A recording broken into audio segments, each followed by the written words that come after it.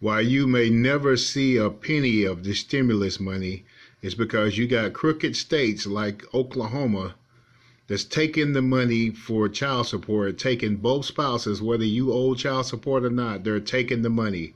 I lived in Oklahoma before and they took my money behind child support and my child lived with me.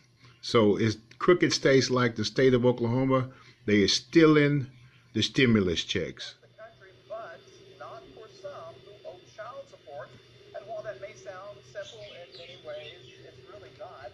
George Hughes, problem solver Eric Conrad, explains. Stimulus checks are rolling out, and most people really need that money. But those who owe on child support payments may never see a dime. And it's not only impacting them, it's also affecting the entire household. According to the Oklahoma Department of Human Services, those who owe on child support payments will most likely have their stimulus checks intercepted by the U.S. Treasury Department.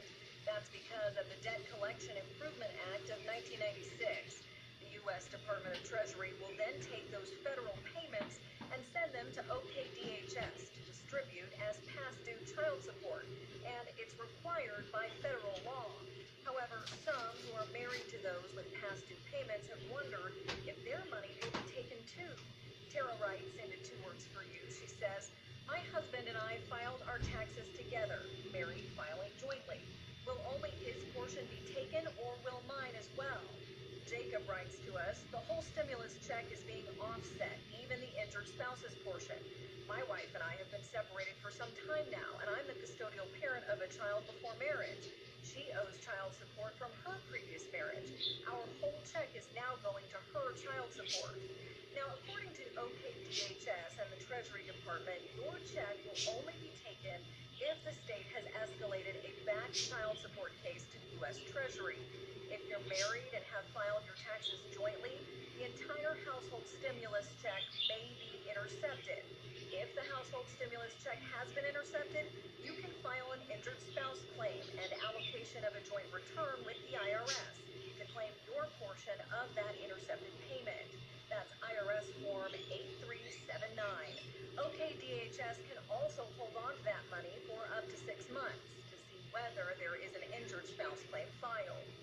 If you have back taxes or owe on federal student loans, your stimulus check will not be intercepted. And if you need to file an injured spouse claim, we've included that link inside this story on our website, KendaRace.com. Closing forever. And so that's why these bridge programs are so important, but also why it's so important that we start to think about reopening in a gradual, phased-in way. We know that certain regions were hit harder than others. We also know that there were certain regions that weren't hit as hard. We know that certain sectors, as Dr. Gottlieb just said, will have a harder time coming back, but there are other sectors that may be able to open. So the faster that we can get people back to work, we know what this job means to a community and to a family, and the faster we can get paychecks into their hands and get these businesses to open, the sharper and faster the recovery will be. What is the cost to a small business owner of trying to provide, and what is the legal expectation for that small business owner to try to provide testing or protective equipment to their employees? Are you telling businesses to go ask their governors and mayors, or is that the business owner's job? That's exactly where we're doing our work. So the Chamber's Path Forward is all about gathering all of the questions and concerns that small, medium, and large businesses across the country have and helping develop a framework for policymakers and businesses so that when we get the yellow light, the proceed with caution light to reopen, they're ready. And you're right that that's part tracing and testing, but it's also part which equipment and how do you train, and then there's the best practices and guidelines. Are we asking employers to check whether you've been tested? Are we creating some kind of immune registry?